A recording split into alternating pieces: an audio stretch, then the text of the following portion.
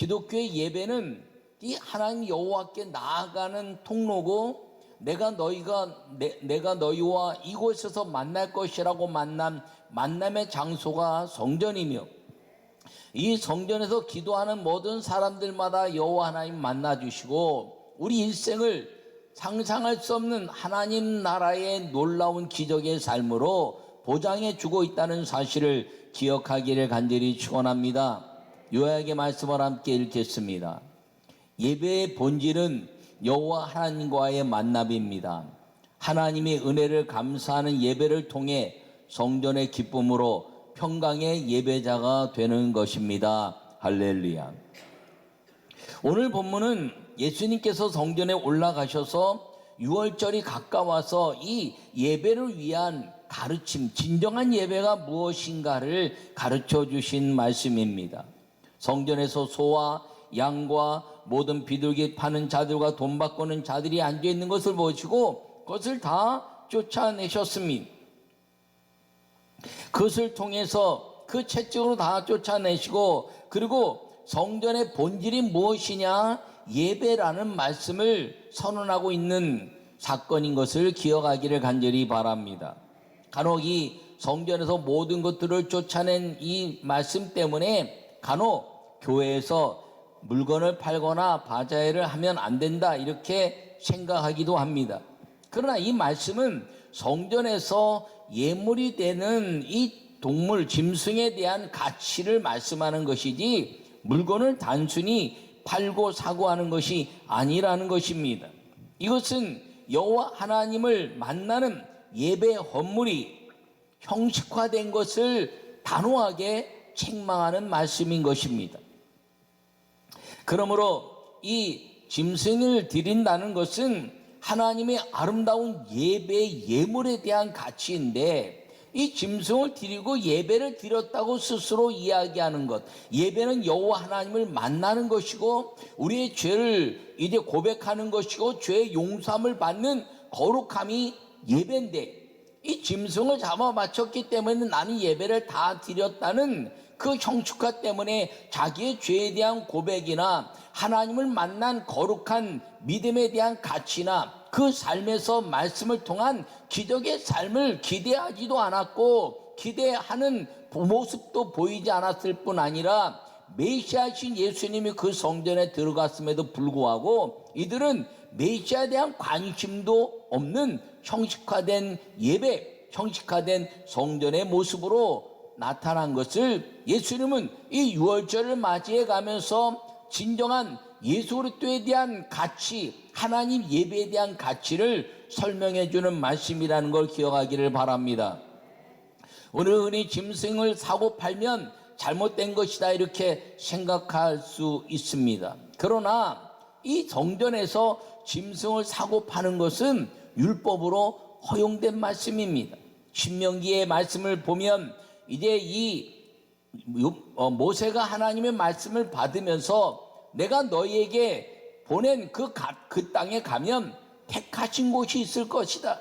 그 택한 곳에서 너희가 모여 예배할게. 그 택한 곳이 거리가 너무 멀어서 너희가 가져오는 양이나 곡물이나 모든 짐승들이 시들거나 상하면 안 되니까 너희가 돈을 많이 가지고 와서 거리가 멀리 떨어져 있는 그 택한 곳, 성전의 택한 땅에 와서 예배를 드릴 때 거기서 물건, 이 짐승을 사고 팔아서 너희가 여호와 하나님 앞에 정성을 다하여 예물로 준비된 양육한 그 짐승을 드리는 것처럼 그 짐승을 잘 사서 너희의 죄에 대한 용서와 피 흘림을 통한 하나님께 예배를 드리는 거룩한 예식을 잘 드려라 하는 율법의 말씀을 모세가 광야에서 주신 것입니다.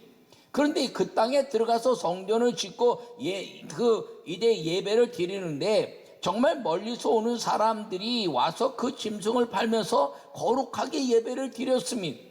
그렇게 드리는 사람도 있었지만 그 짐승을 팔고 사면서 흥정하면서 이제 뭐 이거 깎읍시다 뭐 이제 아니다 그러면서 예배에 대한 감격이 아니라 물건에 대한 흥정으로 그 성전 뜰을 혼잡하게 했을 뿐 아니라 짐승을 드렸으니 나는 예배를 잘 드렸다라고 형식화된 것에 이제 깨달아서 죄에 대한 용서, 죄에 대한 회개, 그리고 용서에 대한 감격을 누리지 못하고 그냥 형식화된 그 예배를 성전에서 드린 것을 주님이 책망하시고, 이 집은 하나님의 아름다운 너의 죄를 용서하는 것이고 너희가 회개하는 것이고, 그리고 내가 너희와 만날 수 있는 통로가 이 피 흘림에 대한 제사인 것을 말씀하고 있는 선언이고, 이 유월절을 준비하는 예수님의 가르치는 예배의식이라는 것을 기억하기를 간절히 축원합니다. 그런데 그 예배에서 그 예수님이 메시아로서 올라갔는데 많은 사람들이 메시아 예수님을 알고 따르기도 했지만 이 성전에 있는 사람들은 메시아 예수님에 대한 관심도 없었다는 것입니다. 그러므로 이 성전의 최고의 가치는 감사하는 예배자가 되라는 선언의 말씀인 것을 기억하고, 여러분 오늘 이 말씀을 통해서 여러분 모두가 일생 주님 앞에 감사하는 예배자의 삶을 살기를 간절히 축원합니다. 첫 번째 말씀을 읽겠습니다. 감사하는 예배자가 기도의 기적을 이루어 갑니다. 할렐루야. 오늘 본문에 비둘기 파는 사람들에게 이르시되 이것을 여기서 가져가라, 내 아버지 집을 장사하는 집을 만들지 말라, 이렇게 말합니다. 또 강도의 구려를 만들지 말라, 이렇게 말합니다. 그러면서 예수님이 하시는 말씀이 마태복음 이제 21장 15절에 말씀하시고, 이사야 56장 7절에 말씀하시고, 그리고 마가복음 11장 17절에 말씀하시고, 그리고 누가복음 19장 46절에 말씀하시면서 뭐라고 말씀하시냐면 내 집은 만민이 기도하는 집이라 칭함을 받으리라 선언하신 말씀을 이야기하고 있습니다. 이 예배는 만민이 기도하는 집이 되어야 한다는 것이죠. 이 성전은 만민이 기도하는 집이지, 기도는 회개가 있는 것이고 죄사함에 대한 감격이 있는 것이고, 그 기도를 통해서 여호와 하나님의 기적의 삶을 사는 것이 기도하는 집이라는 것입니다. 본문에서 유월절이 가까웠다 이렇게 말합니다. 이 유월절이 가까우면서 성전의 예배에 대한 가르침은 이 과거의 모든 삶을 날마다 마음속에 새기라는 여호와 하나님의 가르침, 모세의 가르침이 신명기를 통해서 우리에게 전달되어 왔을 뿐 아니라 예수님은 그 말씀을 회복해내고 예수님 말씀으로 오셔서 말씀이신 예수님이 말씀을 완전하게 회복해내는 가르침을 선언하는데, 오늘 이 유월절이 가까운 성전에서 유월절의 감격이 사라졌다는 것입니다. 이 유월절은 모세가 여호와 하나님께 부름받아 애굽에 내려가고, 그 애굽에 내려가서 여러 가지 10번째 재앙을 이루는데, 10번째 재앙 중에서 10가지 재앙 중에서 10번째 재앙이 무엇이냐면 장자가 죽는 것이라는 것이죠. 여러분, 애굽의 풍속에 따르면 장자가 태어나면 그들이 섬기는 다곤 신이나 그들의 우상 앞에 장자를 제물로 드려서, 사실 애굽의 모든 아들들은 장자가 없어야 맞는 겁니다. 그런데 자기가 난 장자를 죽이기가 어려우니까 종의 아이들을 잡아다가 대신 이제 자기 장자 대신 입적하고 죽이고, 그리고 장자를 바쳤다 하고 형식적으로 우상에게 드리는 역사를 가지고 있는 것입니다. 그때 여호와 하나님 말씀하시기를 너희가 속인 그 신은 알지 못할지라도 너희가 속인 것을 아는 나 여호와가 말하는데 장자가 다 죽을 것이다 라고 이야기하고, 유월절의 죽음의 그림자가 온 애굽에 지나갈 때 모든 애굽의 장자들이 다 죽고 짐승의 수컷 중에서 첫 것들이 다 죽었지만, 이 주님의 은혜 안에서 어린 양을 잡아서 문설주와 임방에 피를 바르고 그 집안에서 이제 무교병과 그리고 어린 양의 고기를 같이 먹으면서 기도하는 밤, 그 기도를 통해서 여호와 하나님이 이 죽음의 저주를 벗어나게 하시옵소서라고 기도하는 그 기도의 밤을 통해서 죽음의 그림자가 넘어갔다 그래서 유월절, 무교병을 먹었다 해서 무교병절 이렇게 이야기하는 감격적인 절기가 유월절인 것입니다. 그런데 이 유월절에 뭐 하는 것이냐? 죽음의 그림자를 넘어가게 하시고 구원하신 하나님께 감사하는 그 아름다운 예배가 유월절에 있어야 되는데 그렇지 못했다는 것이죠. 이 유월절을 통해서 이스라엘 백성들에게 이야기하는 것은 애굽에서 하나님이 이끌어내신 여호와 하나님의 능력에 전능하신 것을 감사하라는 것입니다. 기억하라는 것입니다. 이 예배는 주님을 기억하고 주님이 일하시는 감사가 넘치는 예배가 되어야 하는 것임을 기억하기를 바랍니다. 그 조건이 무엇이냐면 예수 그리스도의 보혈의 피로 내가 용서받은 하나님의 자녀가 됐다는 것이죠. 구약의 그 역사를 통해서 예수님이 이 땅에 오셔서 단번에 죽으신 피 흘림의 제사장이 되어주시고 우리를 그 예수 그리스도 믿는 모든 사람들마다 구원의 감격 속에서 피 흘림을 통한 예수님의 아름다운 제사함에 대한 감사와 내가 주님 앞에 회개하는 회개형으로 주님과 만나는 예배가 되어야 한다는 사실을 기억하기를 바랍니다. 그러면서 그 과거에 행하신 모든 하나님의 그 역사를 감사하라는 거예요. 두 번째 말씀을 함께 보겠습니다. 감사하는 예배자가 성령님으로 성전된 우리를 하나님의 사람으로 세워갑니다. 할렐루야. 다시 말하면 감사하는 예배자는 성령님이 함께 하시는 성전입니다 라는 뜻입니다. 오늘 본문의 19절에 예수님께서 대답하여 이르시되 너희가 이 성전을 헐라 내가 사흘 동안에 일으키리라 이렇게 말씀했습니다. 그랬더니 막 사람들이 난리가 났어요. 그랬더니 이제 죽은 자 가운데서 살아나신 후에야 제자들이 말씀하신 것을 기억하고 성경과 예수님께서 하신 말씀을 믿었더라 이렇게 22절에 말씀하고 있습니다. 부활하신 예수님을 믿고 부활의 삶을 사는 성도들에 대한 삶의 가치를 이야기하는 거죠. 예수님이 사흘 만에 부활하시는 것을 말씀하시지만 예수님의 부활하신 것을 자랑하기 위해서 말씀하신 것이 아니라는 거예요. 예수님은 부활하셔도 예수님이시고 부활하지 않으셔도 예수님이시고 전능하신 하나님의 아들이고 하나님이십니다. 그렇다면 이 죽음의 그 그늘에서 사흘 만에 부활하신 것은 우리가 죽음에서 다시 우리도 부활하신 예수님과 함께 성령께 이끌리는 성전이 되는 말씀을 하고 있는 것임을 기억하기를 바랍니다. 이 부활하신 예수 믿고 부활의 삶을 사는 성도들에게 성령님이 함께 하실 때 무너진 성전 예배가 사흘 후에 부활하신 그 죽음에서 예수님처럼 이제 죽은 예배가 사는 예배가 될 것을 말씀하고 있는 것입니다. 예수님이 부활하시고 승천하시기 직전에 예수님은 곳곳에 다니면서 부활하신 예수님을 이제 드러내시고 승천하시면서 성령이 오시면 너희에게 성령이 임하시고 권능이 임하면 너희 모든 편만한 복음이 증거될 것인데 그 편만한 복음이 바로 하나님의 아름다운 기적의 역사고 그리고 죽은 영혼들이 사는 예배로 바뀌어가는 하나님의 축복인 것을 말씀하고 있는 걸 기억하기를 바랍니다. 요한복음 4장에는 사마리아 여인이 이제 예수님께 나오는 이야기가 있습니다. 아니 예수님이 그 여인에게 찾아가신 것이죠.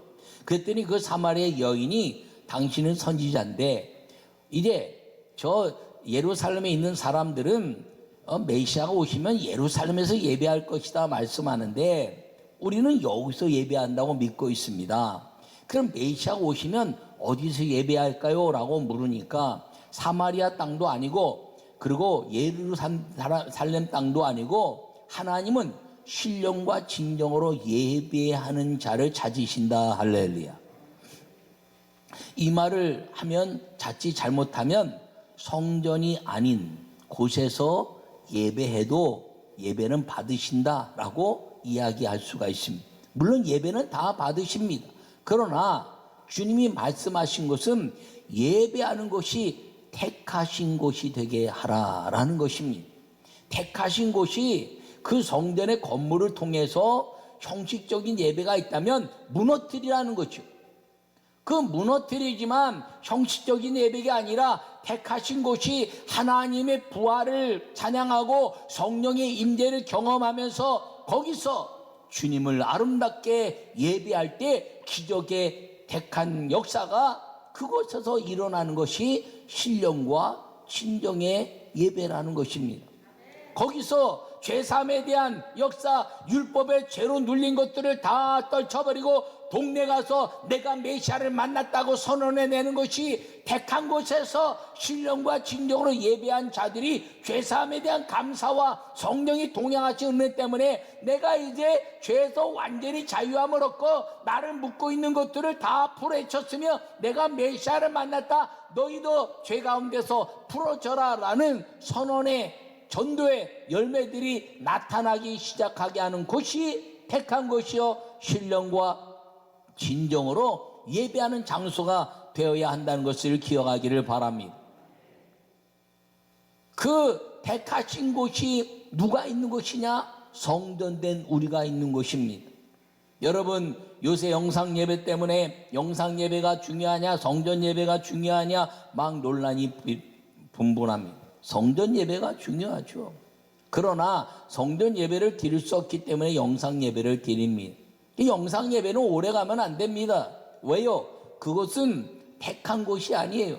목사님들과 주의 종들이 와서 이곳을 성별하여 하나님이 전이 되게 했다라는 선언에 택한 곳에 대한 선언이 이루어지지 않았어요. 상가라 할지라도 아니면 이대 건물을 졌다 할지라도 웅장에 졌다 할지라도 그 모든 것은 그 거룩한 하나님 앞에 택한 곳이 아닌 성별의 선언이 있는 곳이 성전의 복이 임하는 곳입니다. 그러나 지금 이 코로나19 때문에 이 어려워서 영상 예배를 드리긴 하지만 영상 예배가 온전한 예배라고 생각하면 안 돼요. 그 영상 예배는 환경 때문에 어쩔 수 없이 일시적으로 드리는 것이죠. 여러분, 카타콤 예배가 아름다운 예배였지만 그 핏발 끝난 다음에 다시 성전 예배가 회복되게 된 것입니다. 갑바도기아 교회가 그렇게 된 것입니다. 저 공산당의 역사나 일제시대 역사도 다 교회를 폐쇄했지만 어쩔 수 없어서 지하에서 가족들끼리 예배를 드리면서 성별된 장소를 구별하고 여기서 예배를 드렸지만 그것이 다 자유롭게 됐을 때는 택하신 성별의 선언이 있는 성전된 건물, 성전된 이제 하나님의 사람들이 모여서 예배하는 것이 하나님의 영광을 위한 예배의 장소고 신령과 진정으로 예배하는 것임을 꼭 기억하기를 바랍니다. 이 건물이 소홀히 되면 안 돼요.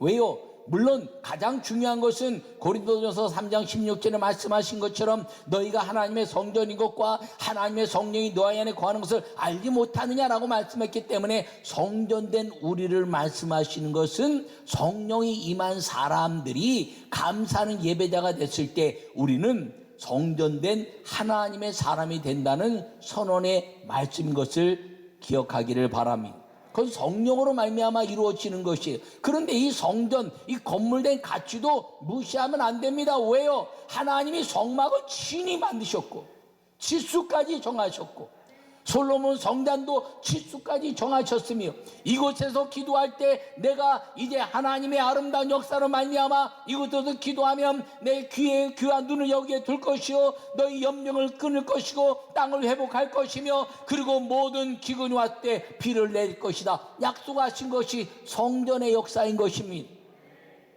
이 성전이 형식화되고 신령과 진정의 역사를 잃어버리면 의미가 없다는 것이죠. 오늘 말씀이 그겁니다. 그런데 이 성전에서의 아름다운 역사를 통해서 이 코로나19 때문에 못 오지만 빨리 끝나고 성전 예배가 다 회복되어 여기서 하나님의 영광을 드러내야 한다는 것입니다. 가정에서 영상 예배가 성전 예배가 되기 원한다면 일시적인 것이 아니라 지속적으로 그렇게 되기 원한다면 하나님이 택하신 곳이라는 성결의 거룩한 영의 역사를 이루고 거기는 예배를 위해서 술 취함과 방탕함과 그리고 세상에 어떤 것도 끊어내야 되는 거룩한 장소에 택하신 선언이 이루어져야 하는 것입니다. 일시적으로 이제 예배를 드리지만 그 가정에서도 가정교회가 된다는 것은 성별에 대한 선언이 있는 것이죠. 거기서는 아무거나 하면 안 돼요.